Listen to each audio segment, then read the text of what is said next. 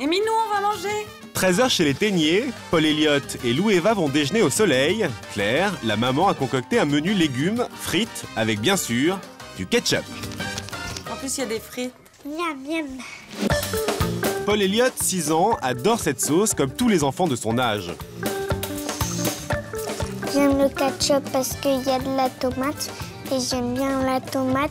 Et puis, j'aime bien parce que c'est acide. Je mange du ketchup avec des pâtes, de la viande, des frites et puis poulet.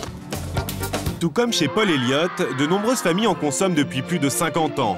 En 2008, 22 000 tonnes de ketchup se sont vendues dans les supermarchés en France. Tomato ketchup Amora. Amora, Le Sieur, Heinz et d'autres se battent sur ce marché juteux. Ce sont les Américains qui nous l'ont fait découvrir après la Seconde Guerre mondiale, mais ce que l'on sait moins, c'est que son invention est chinoise. Les Américains y ont rajouté des tomates. Monsieur Heinz fabrique sa première bouteille de ketchup en 1876. Un succès phénoménal. Nous sélectionnons avec précaution toutes nos tomates pour préserver le goût unique de notre ketchup. Et depuis, les Français s'y sont mis. Aurélien Guilloton nous a ouvert exceptionnellement les portes de son usine. Il y fabrique 300 millions de tubes et dosettes par an pour les restaurants et fast-food. Il nous dévoile ses secrets de fabrication. L'ingrédient principal, c'est bien sûr la tomate, le concentré de tomate, le sucre. Le sucre est le deuxième composant après la tomate. On va maintenant ajouter le sel, l'épaississant et du poivre. Et enfin, le mélange aromatique est un mélange d'épices et d'herbes et qui est en fait notre ingrédient secret. Cette société fabrique 12 000 tonnes de ketchup par an. Avant de sortir de l'usine, on teste la sauce en laboratoire. Taux de sucre, teneur en sel, tout est contrôlé. Le plus surprenant, c'est le test d'écoulement. Ici, on mesure simplement une vitesse d'écoulement. Attention, prêt, partez! Le ketchup doit parcourir 5 cm en 30 secondes. Grâce à ces tests, finit la galère du ketchup qui ne sort pas du tube. Ce que l'on reproche au ketchup, c'est d'être trop sucré, mais c'est aussi pour ça qu'on l'aime. Alors voilà quelques conseils de diététique avec Pascal Lemercier, nutritionniste. Alors, ce qui est important de lire en fin de compte sur une étiquette de ketchup, c'est de regarder essentiellement la quantité de glucides. Peu de graisse dans cette sauce, mais du sucre.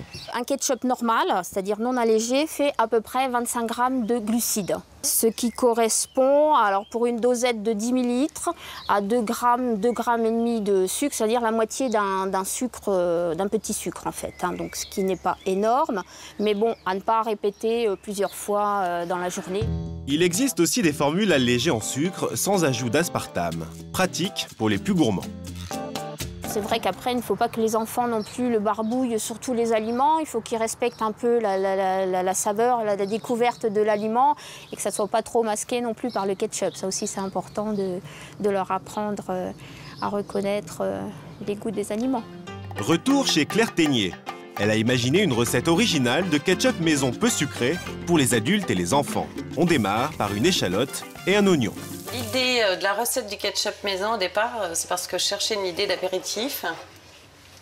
Et j'avais envie d'une recette un peu décalée et étonnante pour les copains. Et je suis partie de frites de patates douces et de cet accompagnement de ketchup maison.